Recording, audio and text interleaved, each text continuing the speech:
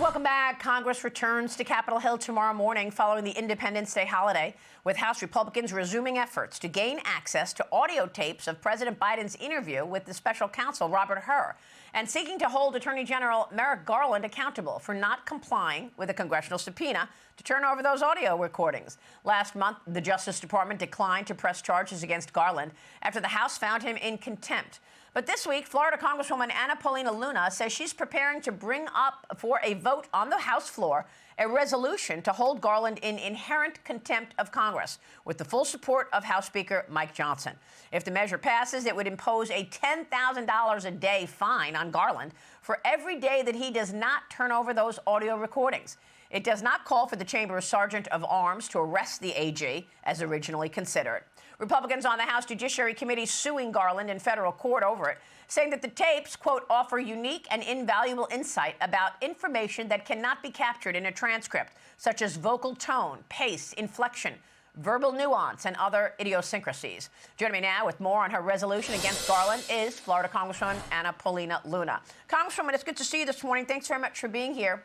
Are you expecting a vote on this, and how does this work? Yeah, absolutely. So we fully intend on bringing this up on Wednesday afternoon, potentially.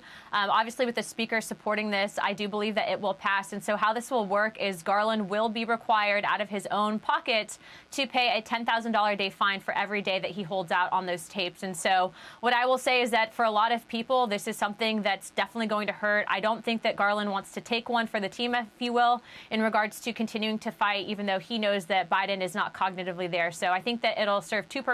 One, obviously, there shouldn't be a double standard of justice in this country. We have people in jail for doing what he did. But also, two, I do believe that it will force him to produce either the tapes or to step down. Well, what is on these tapes that is so important for you to get access to? You know, I think that it's very possible that Biden either forgot who he was or is so bad in the interview that he would be have reason for his own cabinet to basically invoke the 25th Amendment. You know, what's scary, Maria, is that there have been people like Garland who have been willing to break the law in trying to protect him. And so what I would say is for the American people, even Democrats that are concerned about Biden being the nominee, what is on these tapes that they would go to such great lengths to essentially basically protect him? And so it is our job, constitutional obligation that we have to ensure that the American people are being protected. We need to hear the tapes. They're interfering with a congressional investigation. Well, what's your take on what's going on in the House? I mean, obviously, the conversation of the moment is Joe Biden's mental fitness. And this morning, Chad program on Fox is reporting that Hakeem Jeffries has called a virtual call today at 2 p.m. Eastern to discuss Biden's future at 2 p.m. today in light of all of this after that disastrous debate performance. What have you heard about this in the House?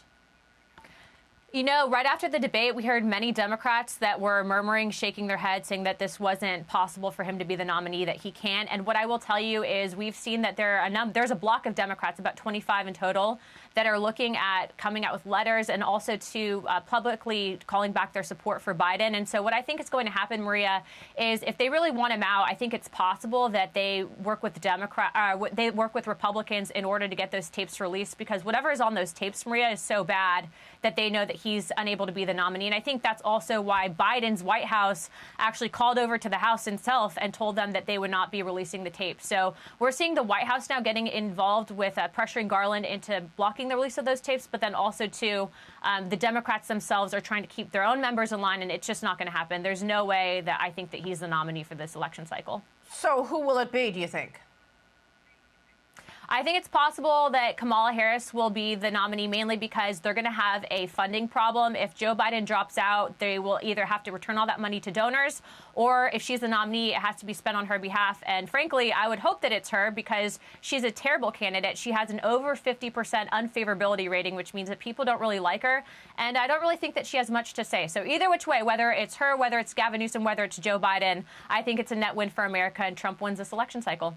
What do you think the ticket looks like? Who would be her VP? I think if she's not the nominee, it would be Congress that actually has to confirm whoever she decides it's going to be. So I can tell you that in a Republican-controlled House, it's not going to be Gavin Newsom. Maybe we see a situation where Mike Johnson becomes the VP if that really were to happen, which I don't think they want either. But it would definitely be the first time in U.S. history. So I think that in general, they're going to have some massive issues moving forward. So what you're saying is you've got these 25 Democrats who are pushing Joe Biden to drop out of the race, and you think that as a message that he needs to drop out, they're going to side with Republicans over the release of these tapes. Is that what you're saying? I think it's possible, and I think that's why you're seeing the pressure campaign launched over the weekend with Hakeem Jeffries calling that call. They definitely tried to squelch the dissent over the weekend, and it's not really working. Democrats are still upset. Okay. Congresswoman, it's good to see you. We'll be watching your work this upcoming week. Thanks. Thanks so much, Congresswoman Paulina Luna in Florida.